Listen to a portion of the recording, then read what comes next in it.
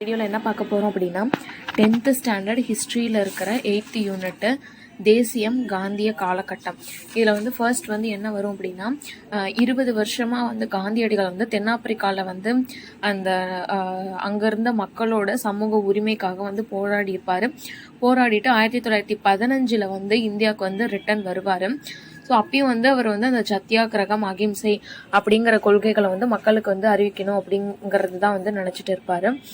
காந்தியடிகள் வந்து குஜராத்தில் போர்பந்தர் அப்படிங்கிற பகுதியில் வந்து 1869 அக்டோபர் 2 வந்து பிறந்திருப்பாரு.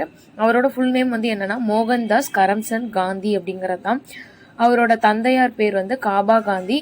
போர்பந்தர்ல வந்து திவானா வந்து இருப்பாரு. அதுக்கப்புறம் வந்து ராஜ்கோட்டுக்கு வந்து திவானா வந்து இருப்பாரு. அவரோட தாயார் வந்து யாருன்னா வந்து புத்திலி பாய் அப்படிங்கிறவங்க. நெக்ஸ்ட்டு 1888 வந்து அவர் வந்து இங்கிலாந்து அதாவது பள்ளி மேற்படிப்பை தொடர்றதுக்காக வந்து இங்கிலாந்துக்கு வந்து கடற்பயணம் மேற்கொண்டு வந்து போவார். 1891 ஜூனில் வந்து வழக்கறிஞர் பட்டமும் வந்து பெற்றுவார்.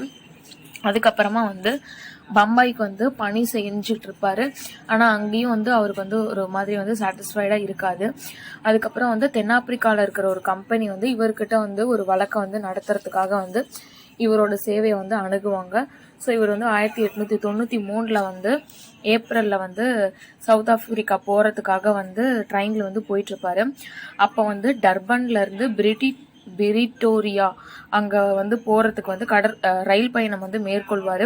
அப்போ வந்து நடுவில் வந்து இந்த ஃபர்ஸ்ட் கிளாஸ் வந்து ஆங்கிலேயர்கள் மட்டும்தான் வந்து பயணம் செய்யணும், அந்த கருப்பின மக்கள் வந்து பயணம் செய்யக்கூடாது அப்படின்னு சொல்லிட்டு இவரை வந்து முதல் வகுப்புல இருந்து பெட்டியிலேருந்து வலுக்கட்டாயமாக வந்து வெளியேற்றிடுவாங்க.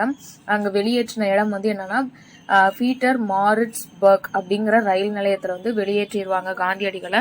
ஸோ அதுக்கப்புறம் தான் காந்தியடிகள் வந்து இன ரீதியாக நிறைய வந்து மக்களுக்கு வந்து அநீதி நடக்குது அப்படிங்கிறதுக்காக அதுக்கு எதிர்த்து வந்து போராடுவார். இவர் வந்து டால்ஸ்டாய் எழுதின கடவுளின் அரசாங்கம் முன்னில் உள்ளது அந்த புக்கு, அதுக்கப்புறம் ஜான் ரஸ்கின் எழுதின அண்டு திஸ் லாஸ்ட் அந்த புக்கும், அதுக்கப்புறம் தாரோ எழுதின சட்ட மறுப்பு அப்படிங்கிற புக்கு. இந்த புக்ஸ் எல்லாம் வந்து அவரோட வாழ்க்கையில வந்து நிறைய வந்து சேஞ்சஸ் வந்து கொண்டு வரும். இந்த புக் வந்து அவர் வந்து விரும்பி படிப்பாரு. அதுக்கப்புறமா வந்து 1905 வந்து ஃபீனிக்ஸ் குடியிருப்பும் 1910 வந்து டால்ஸ்டாய் பண்ணையும் வந்து இவர் வந்து நிறுவுவார். அதுக்கப்புறம் வந்து நிறைய மக்கள் வந்து என்னன்னா இந்த கருப்பின மக்கள் அந்த மாதிரிலாம் இருப்பாங்கல்ல, அவங்க வந்து இந்த டிரான்ஸ்வாலிஸ் அப்படிங்கிற பகுதியில் வந்து இந்தியர்கள் வந்து வசிப்பாங்க. அப்புறம் வந்து அந்த கருப்பின மக்கள் எல்லாத்துக்கும் நிறைய அநீதி நடக்கும். இந்த இடத்துல வந்து 3 பவுண்டு தலைவரி வந்து இந்தியர்கள் வந்து கொடுக்கணும் அப்படின்னு வந்து கட்டாயப்படுத்துவாங்க. இப்போ எப்படி இந்த முகலாயர்கள் காலத்தில் வந்து ஜெசியா வரின்னு சொல்லிட்டு இந்துக்களுக்கு வந்து விதிச்சாங்க இல்லையா, அந்த மாதிரி வந்து இந்த டிரான்ஸ்வாலிஸ்ன்ற பகுதியில் வசிக்கிற இந்தியர்களுக்கு வந்து தலைவரியா 3 பவுண்டு வந்து கொடுக்கணும் அப்படின்னு வந்து கட்டாயப்படுத்தப்பட்டாங்க. அதுக்கப்புறம் இரவு நேரத்தில் வந்து அனுமதியின்றி வெளியே செல்ல முடியாது அப்படின்னு வந்து நிறைய வந்து ஒரு நியாயமே இல்லாத மாதிரியான நிறைய சட்டங்கள் வந்து அங்கே வந்து விதிச்சிருந்தாங்க. ஸோ அதுக்கெல்லாம் வந்து எதிர்த்து வந்து போராடுவார் காந்தியடிகள். போராடினதுக்கு அப்புறமா வந்து அதுக்கப்புறம் நிறைய கைது செய்யப்படுவாங்க, நிறைய வன்முறை நடக்கும், அது இது நிறைய நடக்கும். அதுக்கப்புறம் வந்து ஃபைனலாக வந்து ஸ்மித்ஸ் காந்தி ஒப்பந்தப்படி தொழிலாளர்கள் மீது விதிக்கப்பட்ட தலைவரியை வந்து ரத்து செஞ்சிருவாங்க. ஓகேவா. நெக்ஸ்ட் வந்து அவர் வந்து அந்த தென்னாப்பிரிக்கால இருந்து திரும்ப வந்து இந்தியா வருவார். 1919 தான் வந்து இந்தியா வருவார். வந்ததுக்கு அப்புறம் வந்து கோபாலகிருஷ்ண கோகலே அப்படிங்கிறவரை வந்து காந்தியடிகள் வந்து தன்னோட அரசியல் குருவா வந்து ஏத்துப்பாரு. ஸோ அவரு தான் வந்து சொல்லுவார், ஒரு 2 இயர்ஸ் வந்து இந்த மாதிரி வந்து 1915 வந்து இந்தியாவுக்கு வந்துருவாருன்னு நினைக்கிறேன். 1919 வந்துருவாரு. அதுக்கப்புறம் ஒரு 2 இயர்ஸ்க்கு அப்புறம் தான் வந்து இந்திய தேசிய காங்கிரஸ்ல வந்து இணைவாரு. அதுக்கு முன்னாடி வந்து இந்த இந்தியாவில் வந்து என்னென்ன மாதிரியான நிலவரம் வந்து நடக்குது அப்படிங்கிறத வந்து பார்க்கறதுக்காக வந்து அங்கங்க வந்து போவாரு. 1917 தான் வந்து சாம்பிரான் சத்தியாகிரகம் அப்படிங்கிறது வந்து நடக்கும். பீகார்ல சாம்பிரான் அப்படிங்கிற இடத்துல வந்து தீன் காதியா அப்படின்ற ஒரு முறை வந்து ஃபாலோ பண்ணுவாங்க. அதாவது வந்து என்னன்னா, அவங்களோட நிலத்துல வந்து 20ல வந்து 3 பங்கு வந்து அவரி அப்படின்ற சொல்லப்படுற இண்டிகோ பயிரை வந்து பயிரிடணும் அப்படின்னு சொல்லிட்டு பண்ணையாளர்கள் வந்து வற்புறுத்துவாங்க. ஸோ அந்த பயிரை வந்து பயிரிடுவதன் மூலமா வந்து பெருசா வந்து விவசாயிகளுக்கு வந்து லாபம் எதுவுமே வந்து கிடைக்காது. ஸோ அதனால வந்து நாங்க வந்து பயிரிட மாட்டோம் அப்படின்னு சொல்லிட்டு விவசாயிகள் வந்து போராட்டம் வந்து பண்ணுவாங்க. ஸோ அதுக்கு வந்து அந்த விவசாயில ஒருத்தர் தான் வந்து ராஜ்குமார் சுக்லா. அவர் வந்து காந்தியடிகளை வந்து அங்கே வந்து கூப்பிடுவார் ஹெல்ப்புக்கு. அது இல்லாமல் வேற யாரெல்லாம் வந்து ஹெல்ப் பண்ணுவாங்க அப்படின்னா ராஜேந்திர பிரசாத், ராஜ்கிஷோர் அப்படிங்கிறவங்களும் வந்து ஹெல்ப் பண்ணுவாங்க. ஸோ இவங்கெல்லாம் வந்து சேர்ந்து போராட்டம் பண்ணனால தீன் காதியா முறை வந்து ரத்து செய்யப்படும். ஓகேவா? அந்த சாம்ரான் சத்தியாகிரகம் வந்து விவசாயிகளுக்கு ஆதரவா வந்து வெற்றி வந்து கிடைச்சிரும். நெக்ஸ்ட் 1918 அகமதாபாத் மில் வேலை நிறுத்தம் வந்து நடக்கும். அது வந்து எக்ஸாக்டா எந்த இடத்துலனா குஜராத்ல வந்து நடக்கும். அதுலயும் வந்து விவசாயிகள் தான் வந்து வெற்றி பெறுவாங்க. இதுலயும் வந்து காந்தியடிகள் வந்து தலைமை தாங்குவாரு.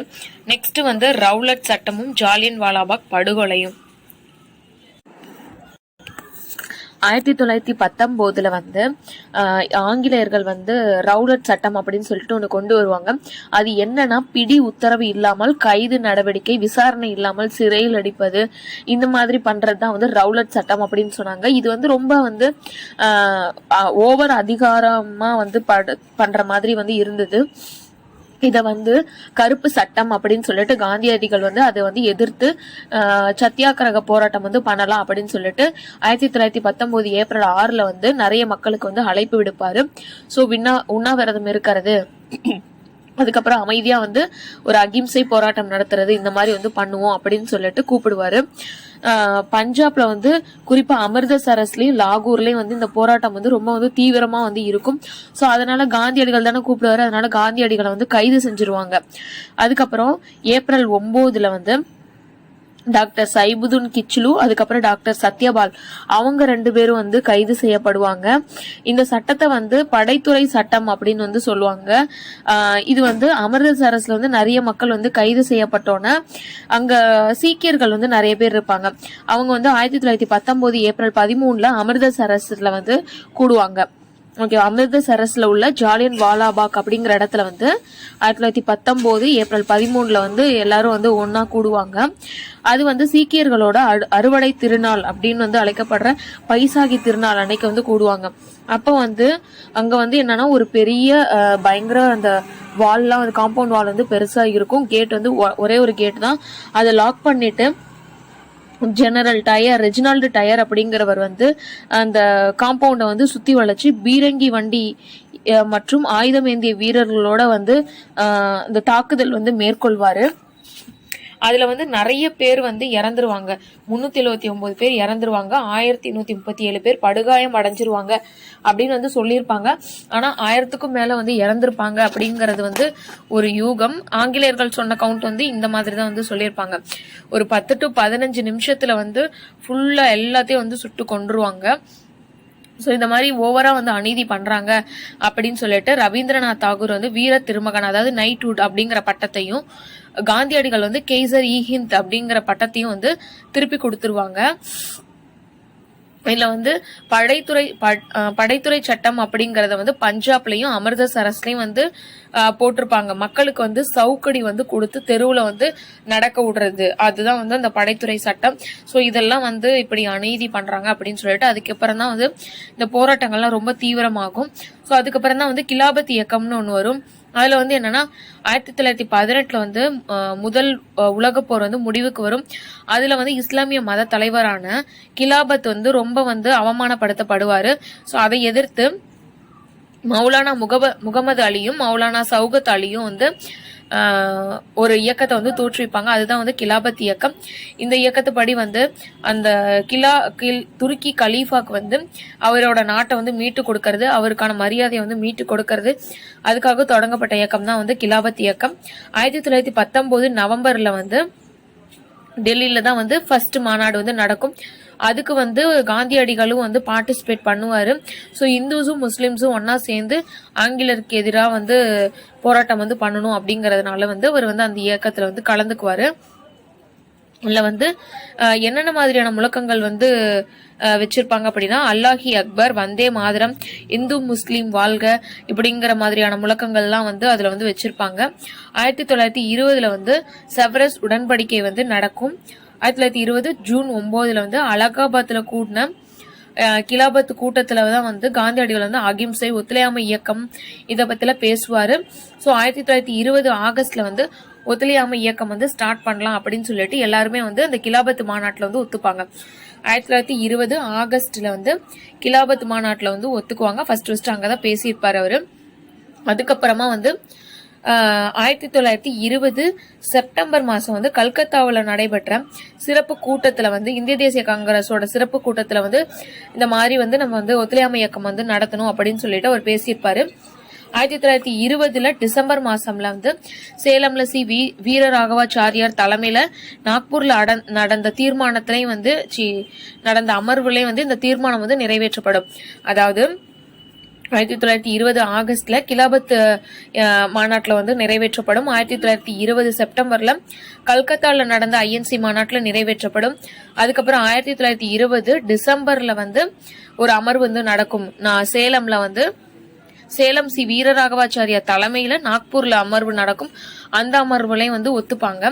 ஸோ இதன்படி ஒத்துழையாமை இயக்கம் வந்து என்னென்ன கூறுகளை வந்து பின்பற்றணும் அப்படின்னு வந்து சொல்லுவாங்க அப்படின்னா, ஸோ என்னென்ன தீர்மானம் இருக்கும்னா, பட்டம் மரியாதை இதெல்லாம் வந்து திருப்பி கொடுத்துடணும். ஆங்கிலேயர்கள் கொடுத்த பட்டத்துல திருப்பி கொடுத்துடணும். அரசோட எந்த செயல்பாடுலையும் வந்து ஒத்துழைக்க கூடாது. அதுக்கப்புறம் நீதிமன்ற வழக்குகள், வழக்கறிஞர்கள் இவங்க யாருமே அதுல வந்து பார்ட்டிசிபேட் பண்ணக்கூடாது. அரசு பள்ளிகளை வந்து குழந்தைகளையும் பள்ளிகள்ல வந்து குழந்தைகளையும் பெற்றோர்களையும் புறக்கணிக்கணும் அப்படின்னு வந்து சொல்லியிருப்பாங்க. 1919 ஆண்டு சட்டத்தின்படி உருவாக்கப்பட்ட சட்ட பேரவை வந்து புறக்கணிக்கணும். அரசு விருந்து எதுவும் பார்ட்டிசிபேட் பண்ணக்கூடாது. அதுக்கப்புறம் இந்த குடிமை பணி தேர்வு, ராணுவ பணி தேர்வுலையும் வந்து பார்ட்டிசிபேட் பண்ணக்கூடாது. அந்நிய பொருட்களை வந்து புறக்கணிக்கணும். உள்ளூர் பொருட்களுக்கு மட்டும்தான் வந்து இம்பார்ட்டன்ஸ் கொடுக்கணும். சுதேசி கொள்கைகளை வந்து ஃபாலோ பண்ணணும் அப்படிங்கிற விஷயம்லாம் வந்து ஃபாலோ பண்ணுவாங்க. நெக்ஸ்ட் வந்து வரிகோடா இயக்கம் மற்றும் சௌரி சௌரா 1922 பிப்ரவரியில வந்து பர்தோலியில வந்து வரிகோடா இயக்கத்துக்கான பிரச்சாரம் வந்து காந்தியடிகள் வந்து அனௌன்ஸ் பண்ணுவாரு. அதன்படி வந்து மக்கள் வந்து எந்த ஒரு விஷயத்துக்கும் வந்து ஆங்கிலேயர்களுக்கு வந்து வரி கொடுக்க கூடாது அப்படின்னு வந்து சொல்லுவாரு. மாணவர்கள் வந்து அரசு வேலைகளை வந்து துறந்து அந்த அரசு பள்ளிகளையும் வந்து துறந்து கல்வியை வந்து கைவிட்டுருவாங்க. வழக்கறிஞர்களும் அவங்களோட தொழில்களை வந்து கைவிட்டுருவாங்க. அந்த டைம்ல தான் வந்து வேல்ஸ் இளவரசரோட இந்திய பயணம் வந்து இருக்கும். அந்த பயணத்தையும் வந்து அவர் வந்து வரக்கூடாது அப்படின்னு சொல்லிட்டு வேல்ஸ் இளவரசர் வருகையும் வந்து புறக்கணிச்சிருவாங்க. 1922 வந்து பிப்ரவரி 5 வந்து இப்போ இருக்கிற உத்தரப்பிரதேசத்துல உள்ள கோரக்பூர் அப்படிங்கிற பகுதியில சௌரி சௌரா அப்படிங்கிற ஒரு கிராமம் இருக்கும். அங்க வந்து தேசியவாதிகள் நடத்திய பேரணி வந்து தேசியவாதிகள் போராட்டம் வந்து நடத்தி பேரணி நடத்துவாங்க. காவல்துறையினர் வந்து அதுக்கு எகென்ஸ்டா அடிக்கிறது, இந்த மாதிரி வந்து வன்முறையில ஈடுபடுறது அந்த மாதிரி பண்ணுவாங்க. ஸோ இவங்களுக்கும் 2 பேத்துக்கும் நடுவில் வந்து போராட்டம் வந்து முத்தி 2 பேத்துக்கும் நடுவில் வந்து கலவரம் ஆயிடும். அதுல வந்து 22 காவலருடன் கூடிய ஒரு காவல் நிலையத்தை வந்து இந்தியர்கள் வந்து என்ன பண்ணிடுவாங்க அப்படின்னா வந்து தீயிட்டு கொளுத்திடுவாங்க. இதுல வந்து 22 காவலர்கள் வந்து இறந்து போயிடுவாங்க.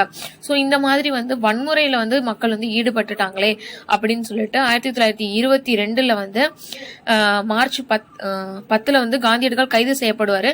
கைது செய்யப்பட்டதுக்கு முன்னாடியோ வந்து ஒத்துழையாமை இயக்கத்தை வந்து கைவிடுறேன் அப்படின்னு வந்து சொல்லிடுவாரு. இந்த மாதிரி வந்து அகிம்சையான முறையில தான் வந்து போராட்டங்கள் வந்து நடத்தப்படணுமே தவிர வன்முறையில இறங்கக்கூடாது. அதனால வந்து ஒத்துழையாமை இயக்கத்தை வந்து கைவிட்டுறேன் அப்படின்னு சொல்லிடுவாரு. ஆனா கைவிட்டது யாருமே வந்து இந்த இந்திய தேசிய காங்கிரஸ்ல இருக்கிறவங்களுக்கும் இந்த மாணவர்கள் இளைஞர்களுக்கு யாருக்குமே வந்து பிடிக்காது. அதனால வந்து அந்த டைம்ல வந்து காங்கிரஸ் கட்சி வந்து 2ஆ வந்து பிளவுபட்டுரும் அப்படின்னு வந்து சொல்லுவாங்க. அதுலதான் வந்து மிதவாத தேசியவாதி, தீவிர தேசியவாதி அந்த மாதிரி 2ஆ பிரிஞ்சிருவாங்க. மாற்றத்தை விரும்புபவர், மாற்றத்தை விரும்பாதவர். மாற்றத்தை விரும்புபவர்ல யாரெல்லாம் இருந்தாங்கன்னா மோதிலால் நேரு, CR தாஸ் இவங்களா இருந்தாங்க. 1923 ஜனவரி 1 வந்து சுயராஜ்ய கட்சி வந்து ஸ்டார்ட் பண்ணுவாங்க. மாற்றத்தை விரும்பாதவர்ல வந்து வல்லபாய் பட்டேல், காந்தி, ராஜாஜி அவங்க எல்லாருமே வந்து இருந்தாங்க. ஓகேவா. நெக்ஸ்ட் 1923 வந்து நவம்பர்ல வந்து ஒரு சட்டமன்ற தேர்தல் வந்து நடக்கும். அந்த தேர்தலில் வந்து காங்கிரஸ் வந்து போட்டியிட்டு வின் பண்ணிடுவாங்க. ஆனா 1925 ஜூன்லயே வந்து சிஆர் தாஸ் வந்து இறந்துட்டனால அந்த கட்சி வந்து அதுக்கப்புறம் வந்து செயல்படாம போயிடும் அப்படின்னு வந்து சொல்லியிருப்பாங்க.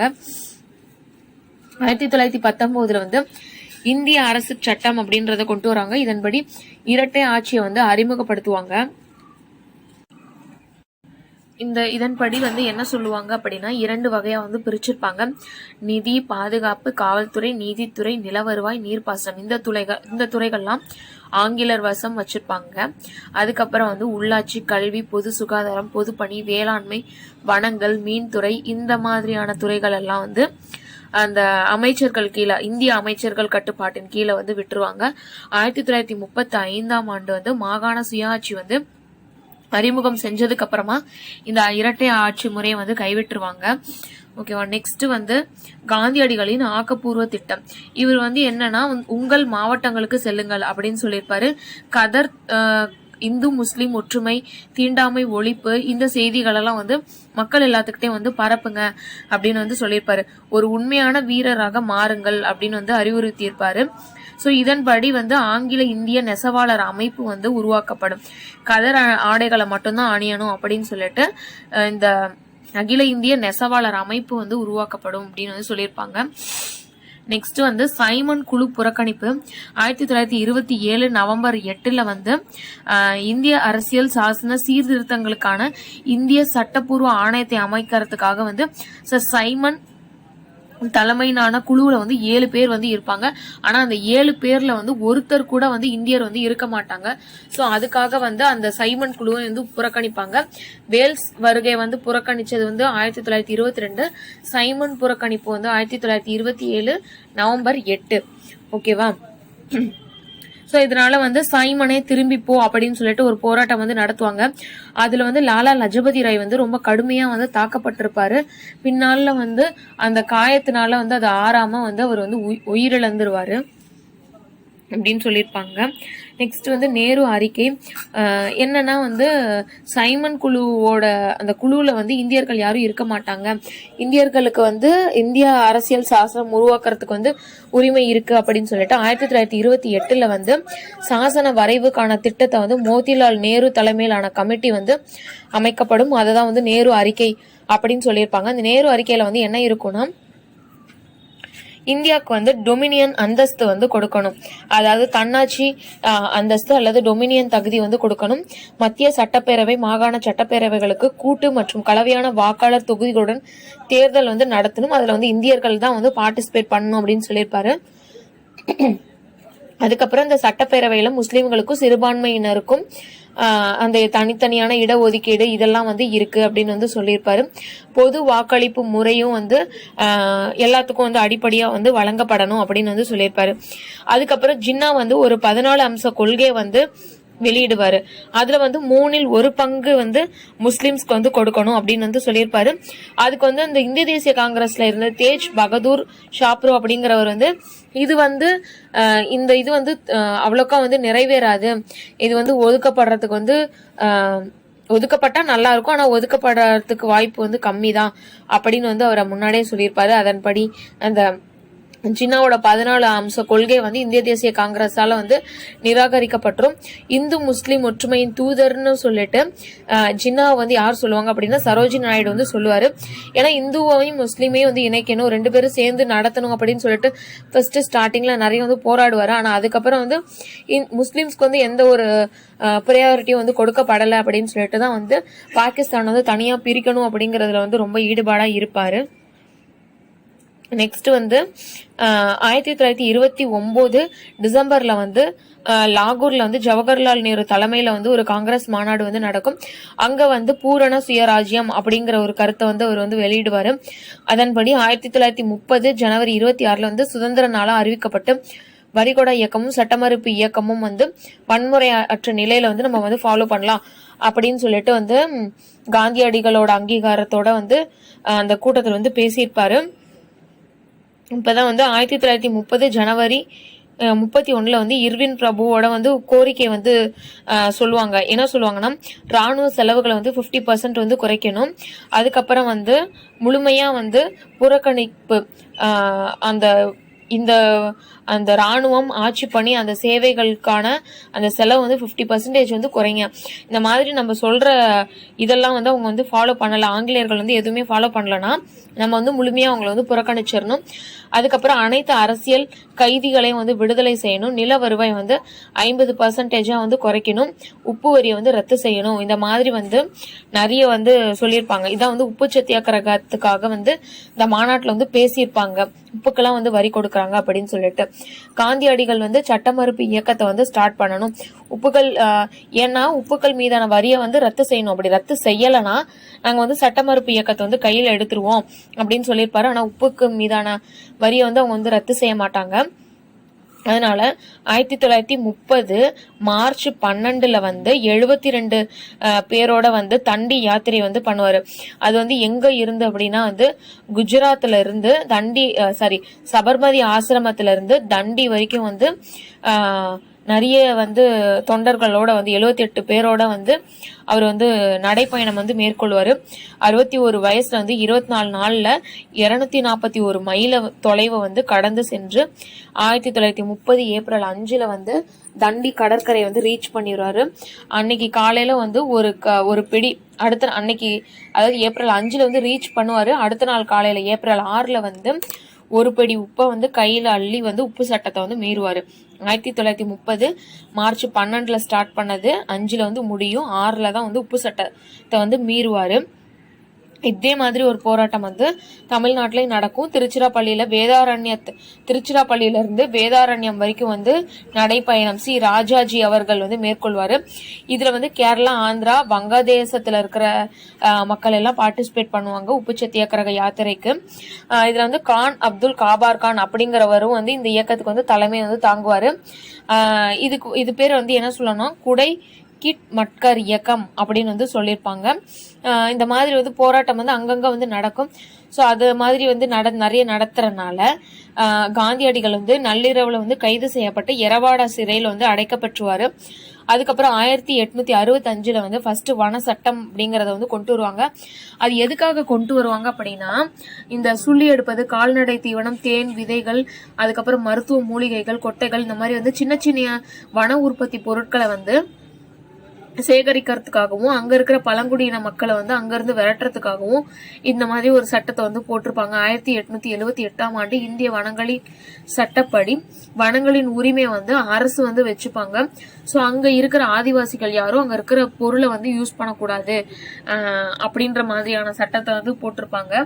ஸோ இதை எதிர்த்து வந்து ரம்பால வந்து அல்லூர் சீதாராமையா ராஜு தலைமையில வந்து ஆர்ப்பாட்டம் வந்து நடக்கும். ரம்பா பகுதியில வந்து ஆதிவாசிகள் நலனை வந்து காக்கறதுக்காக வந்து ஊழல் அதிகாரிகளோட அல்லூர் சீதாராம ராஜு வந்து போராடி அவரோட உயிரை வந்து விட்டுருவாரு. ஸோ ரம்பா ஆதிவாசிகளோட கிளர்ச்சியை வந்து அடக்கிறதுக்காக 1922-24 வந்து மலபார் காவல்துறையினர் வந்து ஒரு சிறப்பு குழுவை வந்து அனுப்பி வனவாசிகள் நலனுக்காக போராடி அல்லூர் சீதாராம ராஜு அவங்கள வந்து ஒரு தியாகியாக்கி இது பண்ணுவாங்க. அவர் வந்து என்னன்னா அந்த பகுதியில இருக்கிற மக்களோட உரிமைக்காக வந்து போராடி இருப்பாரு 1922-24. ஓகேவா.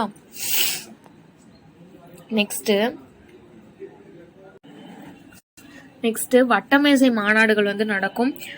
1930 30 ஃபர்ஸ்ட் வட்டமேசை மாநாடு, 31, 32 மொத்தம் 3 வட்டமேசை மாநாடுகள் வந்து நடக்கும். 1930 நவம்பர்ல வந்து லண்டன்ல ஃபர்ஸ்ட் வட்டமேசை மாநாடு வந்து நடக்கும். அதுல வந்து பிரிட்டிஷ் பிரதமர் ராம்சே மெக்டொனால்டு வந்து மாகாண சுய ஆட்சியோட வந்து கூடிய மத்திய அரசு வந்து அமைக்கப்படும் அப்படின்னு வந்து சொல்லி பேசுவாரு. ஆனா காங்கிரஸ் தலைவர்கள் எல்லாருமே வந்து சிறையில வந்து இருந்தனால யாருமே வந்து அந்த இதுல வந்து பார்ட்டிசிபேட் பண்ண மாட்டாங்க. ஸோ அதனால அதுக்கான அந்த ப்ராப்ளம்கான ஒரு தீர்வு எட்டப்படாமலேயே ஃபர்ஸ்ட் வட்டமேசை மாநாடு வந்து முடிஞ்சிடும்.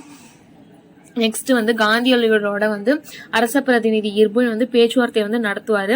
இந்த மாதிரி வந்து செகண்ட் வட்டமேசை மாநாடு 1931 நடக்கும். அதுல வந்து பார்ட்டிசிபேட் பண்ணுங்க அப்படின்னு வந்து சொல்லி பேசுவாரு. அதுதான் வந்து காந்தி இர்வின் ஒப்பந்தம் 1931 டு மார்ச் 5 மார்ச் 5 8 தெரியல, கரெக்டா பாத்துக்கோங்க, இதுல 5 தான் போட்டிருக்கு. அதன்படி வந்து என்னன்னா இந்த மாதிரி வந்து என்ன சொல்லியிருப்பாரு அப்படின்னா வந்து நிலத்தை வந்து திரும்ப தர்றது, அவங்கவுங்களோட நிலத்தை மக்கள் இருந்து பிடுங்கி இருப்பாங்களா அந்த நிலத்தை வந்து திரும்ப தர்றது, பதவி விலகி அரசு ஊழியர்களுக்கு வந்து பதவி வந்து திரும்ப வந்து கொடுக்கறோம். அதுக்கப்புறம் வந்து இந்த மாதிரி கடலோர கிராமத்துல இருக்க மக்களுக்கு வந்து உப்பு காய்ச்சறதுக்கு அந்த வன்முறை இல்லாம போராட்டம் செய்ய வந்து ஒப்பந்தம் வந்து பண்றோம். சட்ட மறுப்பு இயக்கத்தை வந்து கைவிடுங்க அப்படின்னு வந்து சொல்லி இர்வின் பிரபு வந்து பேசுவாரு. அதுக்கு காந்தியடிகள் வந்து என்ன சொல்லுவாரு அப்படின்னா வந்து இந்த மாதிரி வந்து ஏற்கனவே சிறையில நிறைய பேர் இருப்பாங்க இல்லையா, அவங்கள வந்து சிறையில இருக்கிறவங்கள வந்து விடுவிக்கணும், விடுவிச்சா வந்து நான் வந்து பார்ட்டிசிபேட் பண்றேன் அப்படிங்கிற மாதிரி வந்து சொல்லியிருப்பாரு. சரின்னு சொல்லிட்டு இவங்க வந்து சிறையில இருக்கிறவங்களெல்லாம் விடுவிக்கிறோம் அப்படின்னு சொல்லியிருப்பாங்க. அதே மாதிரி சிறுபான்மையினருக்கு தனி தொகுதிகள் வழங்குவதை காந்தியடிகள் வந்து ஏத்துக்கல. அது வந்து 2ஆம் வட்டமேசை மாநாடுல எவ்வித முடிவும் எட்டப்படாமல் வந்து முடிஞ்சிரும். 1931 செப்டம்பர் 7 செகண்ட் வட்டமேசை மாநாடு வந்து நடக்கும். அதுல வந்து பார்ட்டிசிபேட் பண்ணுவாரு, லண்டன்ல வந்து நடக்கும். இது சிறுபான்மையினருக்கு வந்து தனி தொகுதி வந்து அறிவிக்கிறோம்னு சொல்லுவாங்க அவங்க, ஆனா அது வந்து அறிவிக்க கூடாது அப்படின்னு சொல்லிட்டு அவர் ஏத்துக்க மாட்டாரு. இந்த சிறுபான்மையினருக்கு தனி தொகுதி அறிவிக்கணும் அப்படின்னு சொல்லி கொண்டு வந்தவர் யாருன்னா டாக்டர் B.R. அம்பேத்கர் தான் வந்து நிறைய வந்து போராடி வந்து அது வேணும் அப்படிம்பாரு. ஆனா அவர் வந்து ஏத்துக்க மாட்டாரு, காந்தியடிகள் ஏத்துக்க மாட்டாரு. 1932 ஆனா அதே மாதிரி வந்து கைது செய்யப்பட்ட வீரர்களையும் வந்து வெளியில வந்து ரிலீஸ் பண்ண மாட்டாங்க. அதனால வந்து திரும்ப 1932 வந்து சட்டமறுப்பு இயக்கத்தை வந்து கையில எடுத்துக்குவாரு. அதுக்கப்புறம் காந்தியடிகளும் படேலும் வந்து திரும்ப வந்து கைது செய்யப்பட்டுருவாங்க. 2வது வட்டமேசை மாநாடுல எந்த ஒரு முடிவும் எடுக்கப்படாமலே வந்து முடிஞ்சிடும். 3வது வட்டமேசை மாநாடு 1932 நவம்பர் 17 டு டிசம்பர் 24 அந்த டைம்ல வந்து நடக்கும். அதுல வந்து 1932 வந்து ஆகஸ்ட் 16 வகுப்பு வாரி ஒதுக்கீடு அப்படின்னு சொல்லிட்டு ஒன்னு வந்து ராம்சே மெக்டொனால்டு வந்து அறிவிச்சிருப்பாரு. இதுக்கு வந்து காந்தி வந்து எதிர்ப்பு தெரிவிப்பாரு. அதுக்கப்புறம் வந்து எரவாடா சிலையில போயிட்டு B.R. அம்பேத்கர் வந்து அவர்கிட்ட வந்து போய் பேசுவாரு.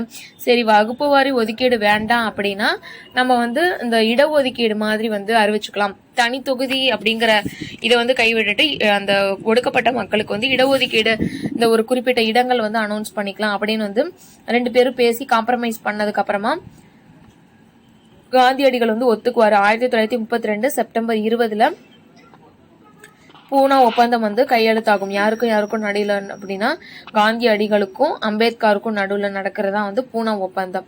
ஓகேவா? அதுல வந்து ஒடுக்கப்பட்ட பிரிவினருக்கு வந்து 71 இடத்துல முன்னாடி 71 இடம் தான் இருந்தது, இப்போ வந்து 148 இடமா வந்து இன்க்ரீஸ் பண்ணிடுவாங்க. அதே மாதிரி சட்டப்பேரவையில வந்து 18% வந்து கொடுக்கறோம் அப்படின்னு வந்து ஒத்துக்குவாரு. 1933 வந்து வெள்ளை அறிக்கை அப்படின்னு சொல்லிட்டு ஒன்று வந்து அனௌன்ஸ் பண்ணுவாங்க. அது வந்து என்னன்னா, ஒரு நிமிஷம், 1933 வந்து வெள்ளை அறிக்கையை வந்து ரிலீஸ் பண்ணுவாங்க. அதுக்கப்புறமா வந்து நிறைய வந்து இந்த அம்பேத்கர் வந்து தீண்டாமைக்கு எதிராக, அதுக்கப்புறம் ஒடுக்கப்பட்ட மக்களுக்கு நிறைய வந்து வன்கொடுமைகள் வந்து நடக்கும், அதுக்கு எதிராக வந்து நிறைய போராட்டம் வந்து பண்ணுவாரு. காந்தியடிகளும் வந்து வார்தாவில வந்து சத்தியாகிரக ஆசிரமத்திற்கு வார்தால இருந்த அவரோட ஆசிரமத்தை வந்து சத்தியாகிரக ஆசிரமத்துக்கு வந்து மாத்திடுவார். சத்தியாகிரகம் அப்படின்னு ஒரு இடம் ஒரு காட்டிருக்கு, அங்க வந்து மாத்திடுவாரு. அதுக்கப்புறம் வந்து இவரும் வந்து நிறைய வந்து போராட்டம் வந்து பண்ணுவாரு. இந்த மாதிரி வந்து கோவில்ல வந்து நுழைவு போராட்டம் அப்படிங்கிறது ஒரு பெரிய போராட்டமா அப்போ இருக்கும். 1933 ஜனவரி 8 வந்து கோவில் நுழைவு நாள் அப்படின்றது ஒன்று அனுசரிக்கப்படுவாங்க. அதன்படி வந்து எல்லா மக்களும் கோவில்ல வந்து நுழையறதுக்கு அனுமதி இருக்கு அப்படின்னு சொல்லி கொண்டு வருவாங்க. நெக்ஸ்ட் வந்து சமதர்மவாத சோசியலிஸ்ட் இயக்கங்களின் தொடக்கங்கள்.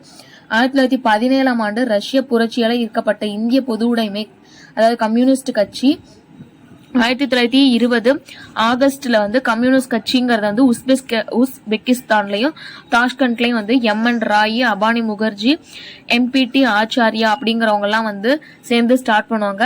1925 வந்து கான்பூர் அப்படின்ற இடத்துல வந்து அகில இந்திய பொது உடைமை மாநாடு வந்து நடக்கும். அதுக்கு தலைமை தாங்குறவர் வந்து சிங்காரவேலர். இவர் வந்து தமிழகத்தை சேர்ந்தவர். அதுக்கப்புறம் வந்து 1924 நடந்த ஒரு கான்பூர் சதித்திட்ட வழக்குலையும் வந்து முக்கியமான தலைவர்கள் வந்து கைது செய்யப்படுவாங்க. யார் யாருன்னா எம்என் ராய், எஸ்.ஏ. டாங்கே, முசாஃபர் அகமது, அதுக்கப்புறம் எம் சிங்காரவேலர், இவங்க எல்லாருமே வந்து கைது செய்யப்படுவாங்க. 1928 இந்திய தொழிலாளர்கள் மற்றும் விவசாயிகள் கட்சி வந்து ஸ்டார்ட் செய்யப்படும். ஓகேவா, அது வந்து அதுக்கு வந்து தலைவரா இருப்பது வந்து யாரு அப்படின்னா வந்து இந்த சிங்காரவேலர் அப்படிங்கிறவர் தான். 1929 வந்து மீரட் சதித்திட்ட வழக்கு வந்து நடக்கும். 1924-25 டைம்ல வந்து கான்பூர் சதி வழக்கு, 1929 வந்து மீரட் சதித்திட்ட வழக்கு வந்து நடக்கும். நெக்ஸ்ட் 1924 வந்து இந்துஸ்தான் குடியரசு ராணுவம் HRA அப்படிங்கிற ஒரு அமைப்பு வந்து கான்பூர்ல வந்து உருவாகும். இது வந்து கொஞ்சம் கிளாரிட்டி கம்மியா இருக்கு, அட்ஜஸ்ட் பண்ணிக்கோங்க. கான்பூர்ல அந்த மாதிரி வந்து ஒரு இயக்கம் வந்து ஸ்டார்ட் பண்ணுவாங்க. 1925 வந்து ராம் பிரசாத் பிஸ்மில், அஷ்பகுல்லா மற்றும் பலர் வந்து லக்னோ அருகே காகோரி அப்படிங்கிற கிராமத்துல வந்து அரசோட பணத்தை வந்து அந்த ரயில் வண்டியில வந்து நிறுத்தி வந்து கொள்ளையடிச்சிட்டு போயிடுவாங்க. இந்த வழக்கை வந்து என்ன சொல்லுவாங்கன்னா காகோரி சதி வழக்கு அப்படின்னு சொல்லி மக்களை வந்து கைது செஞ்சு விசாரிப்பாங்க. அதுல வந்து 4 பேத்துக்கு மரண தண்டனையும் மத்த இருந்தவங்களுக்கு வந்து சிறை தண்டனையும் வந்து விதிச்சிருப்பாங்க. ஓகேவா, 1928 வந்து இந்த அமைப்போட பேரை வந்து இந்துஸ்தான் சமதர்மவாத குடியரசு அமைப்பு அப்படின்னு சொல்லிட்டு நேம் சேஞ்ச் பண்ணிருப்பாங்க. இந்த அமைப்புல வந்து முக்கியமான தலைவர்கள் யார் யார் இருப்பாங்கன்னா பகத்சிங், சுக்தேவ், ராஜகுரு அப்படிங்கிறவங்க எல்லாம் இருப்பாங்க. ஸோ இவங்க எல்லாருமே வந்து பஞ்சாபை சேர்ந்தவங்க. பகத்சிங்கும் ராஜகுருவுக்கும் தான் வந்து ஒரு காவல் அதிகாரி சாண்டர்ஸ் அப்படிங்கிற காவல் அதிகாரியை வந்து படுகொலை செஞ்சிருவாங்க. அதுக்காக வந்து கைது செய்யப்பட்டு அவங்க 2 பேத்துக்கும் வந்து மரண தண்டனை வந்து விதிச்சிருவாங்க.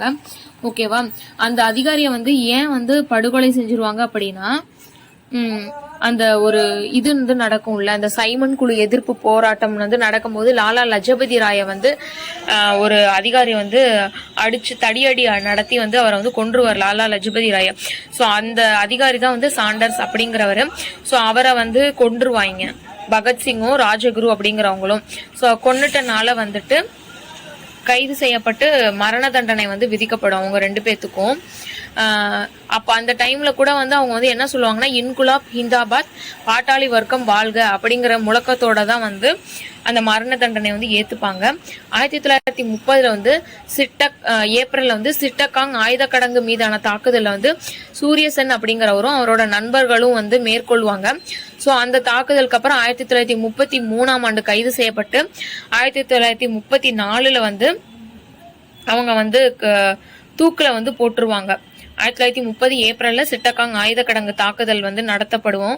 யாரால? சூரிய சென்னால. 1931 3 வருஷம் கழிச்சுதான் கைதே செய்வாங்க. 1934 தான் வந்து அவங்களை வந்து தூக்குல போடுவாங்க அப்படின்னு வந்து சொல்லியிருப்பாங்க. இந்த டைம்ல 1932 ஜனவரி 4 வந்து காந்திஜி வந்து ஜெயில வந்து இருப்பாரு. 1934 ஏப்ரலுக்கு அப்புறமா வந்து சட்டமறுப்பு இயக்கம் வந்து கொஞ்சம் கொஞ்சமா வந்து அது வந்து குறைஞ்சிட்டே வந்து போகும். என்னன்னா 1930 வந்து பொது உடைமை கட்சி வந்து ரொம்ப வந்து ஸ்ட்ராங்கா இருக்க ஆரம்பிக்கும். அந்த டைம்ல வந்து என்னன்னா விலை வந்து ரொம்ப வந்து விவசாய பொருட்களோட விலை வந்து சரிவடைஞ்சிருக்கும். ஆனா வந்து எந்த அளவுக்கு சரிவடைஞ்சிருக்கும்னா வந்து 50% வந்து சரிவடைஞ்சிருக்கும்னு சொல்லியிருப்பாங்க. ஆனா நிலவரி வந்து ஆங்கில அரசு வந்து 2 மடங்கு வந்து அதிகமா வந்து நிலவரி வந்து வசூல் பண்ணிட்டு இருப்பாங்க. அதுவும் இல்லாம பணியாளர்களோட எண்ணிக்கையும் வந்து செலவுகளையும் வந்து குறைச்சிருவாங்க. ஸோ அதனால வேலையில்லா திண்டாட்டம் அதிகமாயிரும். ஊதியமும் வந்து கம்மியாயிட்டனால வந்து நிறைய பேர் வந்து பசி பட்னி அந்த மாதிரிலாம் வந்து இருப்பாங்க. 1934 அப்புறமா வந்து சுயராஜ்யம் வந்து வேணும் அப்படின்னு அந்த ஒரு இது வந்து ஸ்ட்ராங்கா எல்லாத்து மனசுலயும் வந்து ஸ்ட்ராங்கா வந்து உருவெடுக்கும் அப்படின்னு வந்து சொல்லியிருப்பாங்க. 1934 வந்து ஜெயபிரகாஷ் நாராயண், ஆச்சாரிய நரேந்திர தேவ், மினுமா சாணி அப்படிங்கிறவங்க எல்லாம் வந்து காங்கிரஸ் சமதர்ம சோசியலிஸ்ட் அவங்க சார்புல வந்து காங்கிரஸ் சமதர்ம கட்சி அப்படின்னு ஒரு கட்சி வந்து உருவாகும். ஒருத்தரும் வந்து கட்சி ஸ்டார்ட் பண்ணுவாங்க. சுயராஜ்ய கட்சி இல்ல காங்கிரஸ் சோசியலிச கட்சி இந்த மாதிரிலாம் நிறைய வரும். அப்ப வந்து காந்தியடிகள் என்ன சொல்லியிருப்பாரு அப்படின்னா சுயராஜ்யம் அப்படிங்கறது வந்து ஒரு சிலர் வந்து அதிகாரத்துக்கு வர்றதுனால வந்து சுயராஜ்யம் வந்து கிடைச்சிடாது. அவங்க அந்த அதிகாரத்தை வந்து எப்படி வந்து செயல்படுத்துறாங்க, அந்த நிர்வாக திறன் எப்படி இருக்குன்றத பொறுத்து தான் இருக்கும் அப்படின்னு வந்து சொல்லியிருப்பாரு. 1935 இந்திய அரசு சட்டம் வந்து இயற்றப்படும். அதன்படி மாகாணங்களுக்கு வந்து தன்னாட்சி வந்து அதிகாரம் வந்து கொடுத்திருப்பாங்க. அந்த டைம்ல வந்து 1937 வந்து காங்கிரஸ் வந்து வின் பண்ணிரும். தேர்தலில் 11 மாகாணத்துல வந்து 7 மாகாணத்துல வந்து வின் பண்ணிரும். அது இல்லாம நம்ம வந்து முஸ்லீம் லீக்கோட வந்து கூட்டணியில இருப்போம். ஸோ அதோட ஒரு மாகாணமும் சேர்த்து மொத்தம் 8 மாகாணத்துல வந்து வின் பண்ணியிருக்கோம். அமைச்சர்களோட ஊதியம் வந்து அந்த டைம்ல வந்து 2000 இருந்து 500 ரூபாயா வந்து குறைச்சிருவாங்க. அதுக்கப்புறம் வந்து 1939 வந்து 2ஆம் உலக போர் வந்து ஸ்டார்ட் ஆக ஆரம்பிச்சிடும். 1939 to 40 அந்த டைம்லலாம் அது வந்து காங்கிரஸ் வந்து எந்த ஆலோசனையும் பண்ணாமே வந்து ஆங்கிலேய அரசாங்கம் வந்து இந்திய வீரர்களை வந்து அந்த போருக்கு வந்து உட்படுத்தும். அதனால வந்து காங்கிரஸ் வந்து என்னன்னா ராஜினாமா பண்ணிடுவாங்க. அவங்க அந்த அந்த சட்டமன்றத்துல இருப்பாங்க இல்லையா, அதை வந்து ராஜினாமா வந்து பண்ணிடுவாங்க. செகண்ட் வேர்ல்டு வார் வந்து எந்த பீரியட்ல நடக்கணும், 1939 to 1945 டைம்ல வந்து நடக்கும். அப்போ வந்து பட்டாபி சீதாராமையா வந்து ஃபர்ஸ்ட் வந்து தனிநாடு கோரிக்கையை வந்து 1940 டைம்ல வந்து சொல்லுவாரு. ஆனா அதுக்கப்புறம் அவர் பெருசா செயல்படுத்த மாட்டாரு. 1940 மார்ச்ல தனிநாடு கோரிக்கை வந்து அவர் வந்து பேசியிருப்பாரு. 1934 வந்து என்னன்னா மீட்பு நாள் அப்படின்னு சொல்லிட்டு ஜின்னா வந்து அறிவிச்சிருவாங்க. ஏன்னா காங்கிரஸ் வந்து அந்த இதுல இருந்து விலகிடுவாங்க இல்லையா, அதனால வந்து அவர் வந்து மீட்பு நாள் அப்படின்னு சொல்லிட்டு அனௌன்ஸ் பண்ணியிருப்பாரு. 1939 வந்து சுபாஷ் சந்திர போஸ்க்கும் இவரு இன்னொருத்தர் யாரு பட்டாபி சீதாராமையாக்கும் நடுவில் வந்து போட்டி வந்து நடக்கும். அப்போ வந்து சுபாஷ் சந்திர போஸ் தான் வின் பண்ணுவாரு. ஆனா வந்து காந்தியடிகளுக்கு வந்து அது வந்து பிடிக்காது. அவர் வந்து பட்டாபி சீதாராமையா தான் வின் பண்ணணும் அப்படின்னு நினைப்பாரு. சுபாஷ் சந்திர போஸ் வந்து என்ன பண்ணுவார்னா காங்கிரஸ்ல இருந்து விலகி 1939 வந்து ஃபார்வர்ட் பிளாக் கட்சி அப்படின்னு சொல்லிட்டு ஒரு கட்சியை வந்து ஸ்டார்ட் பண்ணுவாரு. ஓகேவா. சர் முகமது சாதுல்லா அந்த 8வது மாகாணத்துல வந்து ஆட்சி செய்யறவர் யாருன்னா சர் முகமது சாதுல்லா அப்படிங்கிறவரு. அதுக்கு அடுத்துதான் வந்து தனிநபர் சத்தியாகிரகம், இந்த வெள்ளையனே வெளியேறு இயக்கம், இதெல்லாம் வந்து ஒன்னொன்னா வரும். 1933 வந்து கேம்பிரிட்ஜ் யூனிவர்சிட்டியில வந்து ரஹ்மத் அலி அப்படின்னு வந்து ஒருத்தர் இருப்பாரு. அவர் வந்து பஞ்சாப், காஷ்மீர், வடமேற்கு எல்லை மாகாணம், சிந்து, பலுச்சிஸ்தான் இதெல்லாம் வந்து பாகிஸ்தானாவும் ரிமைனிங் இருக்கிறது வந்து இந்தியாவாவும் இருக்கணும் அப்படின்னு சொல்லிட்டு அவர் வந்து சொல்லுவாரு. அவர் வந்து ரொம்ப ஸ்டார்டிங்லேயே வந்து சொல்லியிருப்பாரு. நெக்ஸ்ட் வந்து என்னன்னா வெள்ளையனே வெளியேறு இயக்கத்துக்கு வழிவகுத்த நடவடிக்கைகள் வந்து என்னன்னு வந்து பார்க்கலாம். 1940 ஆகஸ்ட் 8 வந்து லின் லித்கோ அப்படிங்கிறவர் வந்து ஒரு வந்து சலுகை வழங்க வந்து முன் வருவாரு. அதாவது 2ஆம் வேர்ல்டு வார்ல வந்து இந்திய வீரர்கள் வந்து பார்ட்டிசிபேட் பண்ணா இந்த டொமினியன் அந்தஸ்துலாம் வந்து தரோம் அப்படிலாம் சொல்லி வந்து சொல்லுவாங்க. ஆனா அதை வந்து முஸ்லீம் லீக்கும் நிராகரிச்சிருவாங்க, இந்திய தேசிய காங்கிரஸும் வந்து நிராகரிச்சிருவாங்க.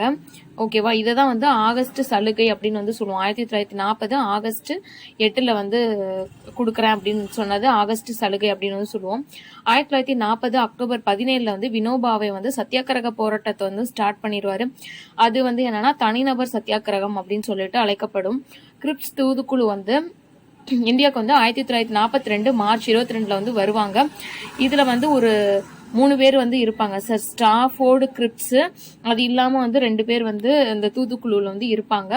இவங்க வந்து என்ன சொல்லுவாங்கன்னா போருக்கு பிறகு வந்து தன்னாட்சி வந்து கொடுக்குறோம், பாகிஸ்தான் வந்து தனி நாடா வந்து உருவாக்கலாம், அதுக்கப்புறம் வந்து போரின் போது பாதுகாப்பு துறை வந்து பிரிட்டிஷ் கட்டுப்பாட்டுல வந்து இருக்கும் அப்படிலாம் வந்து சொல்லியிருப்பாங்க.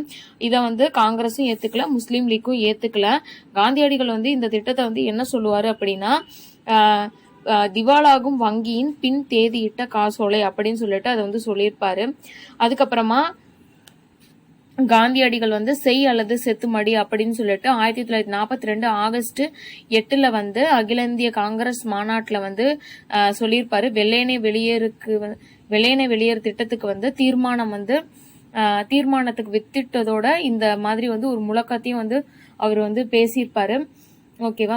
அதனால வந்து 1942 ஆகஸ்ட் 9 வந்து அவரை வந்து கைது செஞ்சிருவாங்க.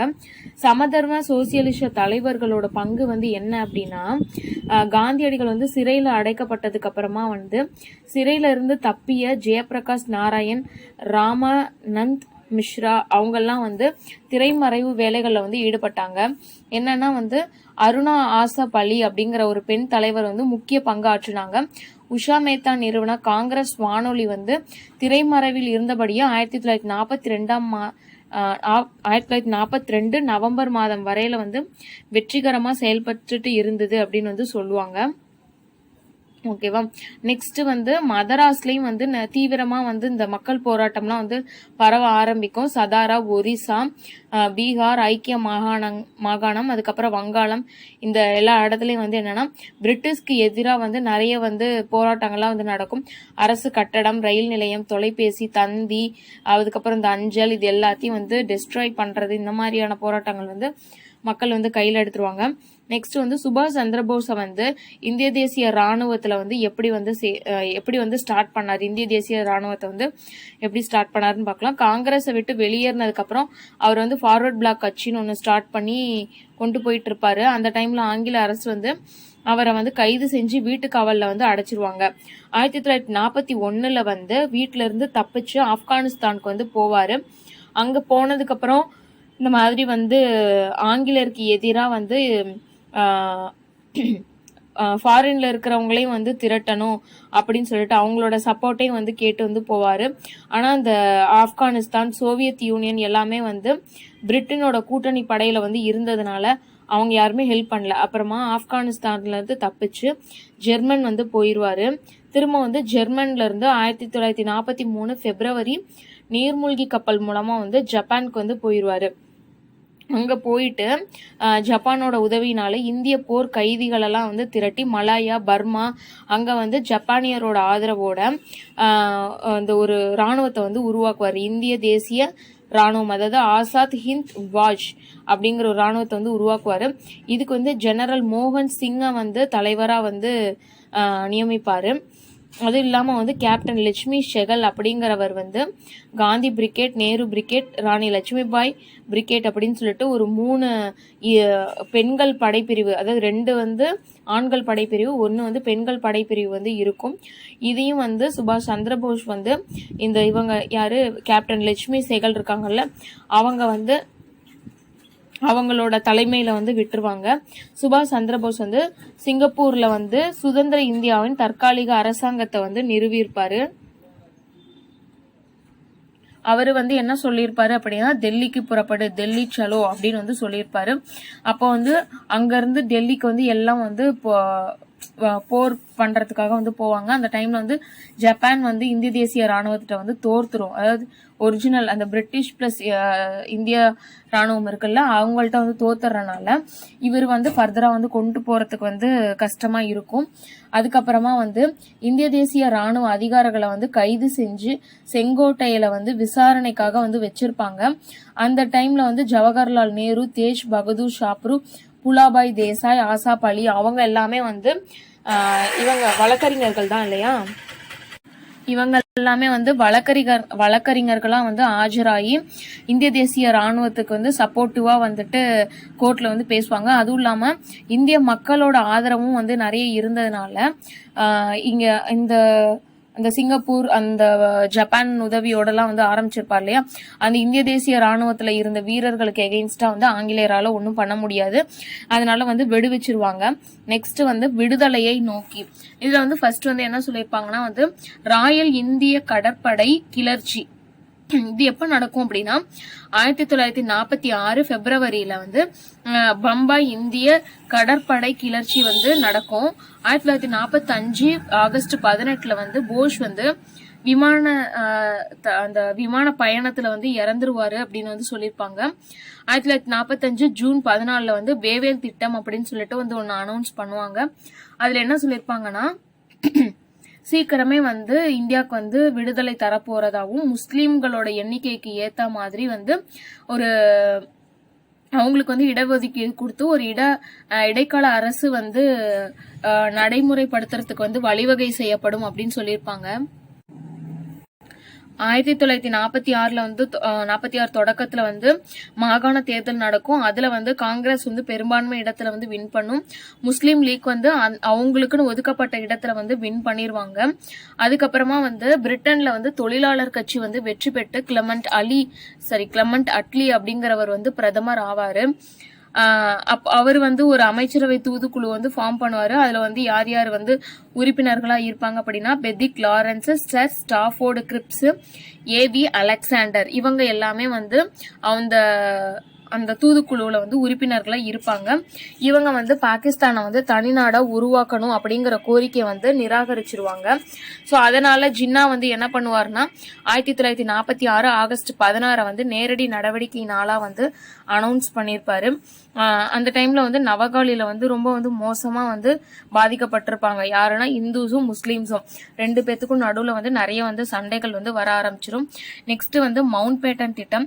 ஜவஹர்லால் நேரு தலைமையிலான இடைக்கால அரசு வந்து 1946 செப்டம்பர் மாசம் வந்து உருவாகும். முஸ்லீம் லீக்குக்கு வந்து விருப்பம் இல்லைனாலும் வேற வழி இல்லாம 1946 அக்டோபர்ல வந்து அந்த காங்கிரஸோட வந்து இணைஞ்சிருவாங்க முஸ்லீம் லீக். அதுக்கப்புறம் லியாகத் அலி கான் வந்து நிதி உறுப்பினரா வந்து ஆக்கப்படுவாரு. அவர் வந்து 1948 ஜூன் வாக்குல வந்து இந்த மாதிரி வந்து அதிகார மாற்றம் வந்து வர்றதுக்கு வாய்ப்பு இருக்கு அப்படின்னு வந்து 1948 ஜூன்ல வந்து அதிகார மாற்றம் வர்றதுக்கு வாய்ப்பு இருக்கு அப்படின்னு சொல்லிட்டு லியாகத் அலி கான் அப்படிங்கிறவர் வந்து சொல்லியிருப்பாரு. அவர் வந்து நிதி அமைச்சரா வந்து இருப்பாரு. அதுக்கப்புறமா 1947 ஆண்டு பிப்ரவரி மாதம் கிளமண்ட் அட்லி வந்து என்ன சொல்லுவாரு அப்படின்னா இந்த மாதிரி வந்து கிளமண்ட் அட்லி வந்து அறிவிப்பு வந்து கொடுப்பாரு 1948 நாங்க சுதந்திரம் கொடுத்துறோம்னு. ஆனா இவருக்கு அப்புறமா வந்து மவுண்ட் பேட்டன் பிரபு வந்து இந்திய அரசு பிரதிநிதியா வருவாரு. அவரு வந்து 1947 ஜூன் 3ஆம் தேதி வந்து என்ன சொல்லுவாரு அப்படின்னா 1947 ஆகஸ்ட் 15ஆம் ஆண்டு வந்து நாங்க வந்து சுதந்திரம் கொடுத்துறோம் அப்படின்னு சொல்லிட்டு சொல்லுவாரு. அது வந்து வாய்னால சொல்லியிருப்பாரு. 1947 ஜூன் 3ஆம் தேதி வாயில வந்து சொல்லியிருப்பாரு. திரும்ப அந்த தீர்மானம் வந்து எப்போ நிறைவேற்றப்படும்னா 1947 ஜூலை 18 வந்து நிறைவேற்றப்படும். என்னன்னு இந்தியா மற்றும் பாகிஸ்தான் அப்படிங்கிற 2 பகுதிகளா பிரிக்கப்பட்டு 1947 ஆகஸ்ட் 15ஆம் தேதி நாங்க வந்து சுதந்திரம் வந்து கொடுத்துறோம் அப்படின்றது வந்து 1947 ஆகஸ்ட் 18 வந்து அறிவிச்சிருவாரு. ஓகேவா? இதுக்கு நடுவுல வந்து இவர் வந்து ஜூன் மாசம் வந்து அறிவிச்சிருப்பாருல்ல, அறிவிச்சதுக்கு அப்புறமேட்டுக்கு தான் வந்து இந்தியாவுக்கும் பாகிஸ்தானுக்கும் நடுவுல வந்து அந்த பிரிவினை நடக்கிறது. அதுக்கப்புறம் அந்த ராட்கிளஃப் பிரவுன் அப்படிங்கிறவர் தலைமையில வந்து எல்லைகள் எல்லாம் வந்து தீர்மானம் வந்து பண்ணுவாங்க. இவர் தலைமையில வந்து ஒரு ஆணையம் அமைச்சு எல்லைகள் பாகிஸ்தானுக்கு எந்தெந்த நாடு எந்தெந்த ஸ்டேட்ஸ்லாம் இருக்கு, இந்தியாவுக்கு எந்தெந்த ஸ்டேட்ஸ்லாம் இருக்கு, நடுவில் பிரிக்கும் போது நடுவில் ஹிந்திஸும் முஸ்லீம்ஸும் மேக்சிமமா இருப்பாங்க, யார் கூட சேருவாங்க அப்படிங்கறதெல்லாம் வந்து பிரிக்கிறது. அது இல்லாம பஞ்சாப் வங்காள சட்டப்பேரவைகளை வந்து பிரிக்கப்பட வேண்டுமா அப்படிங்கறத பத்திலாம் வந்து வாக்கு வந்து நடத்திக்கலாம். வாக்கெடுத்து அதுக்கப்புறம் பிரிக்க வேணாமா அப்படின்னு அப்புறம் பார்த்துக்கலாம் அப்படின்லாம் வந்து சொல்லியிருப்பாங்க. ஸோ இதோட வந்து 8th யூனிட் வந்து முடிஞ்சிருச்சு. இதுல வந்து நிறைய வந்து இயர்ஸ் வரும். ஸோ இம்பார்ட்டன்ட் இயர்ஸ் மட்டும் வந்து ஞாபகம் வச்சுக்கோங்க. எல்லாமேலாம் வந்து ஞாபகம் வச்சுக்க தேவையில்ல. ஓகேவா? இது வந்து நல்லா வந்து பார்த்துக்கோங்க. ஏதாவது டவுட்ஸ்னா கமெண்ட்ஸ்ல சொல்லுங்க. நான் ஏதாவது மிஸ்டேக் சொல்லியிருந்தேன் இல்லை எதாவது இம்ப்ரூவ் பண்ணணும்னாலும் வந்து கமெண்ட்ஸ்ல வந்து சொல்லுங்க. தேங்க்யூ.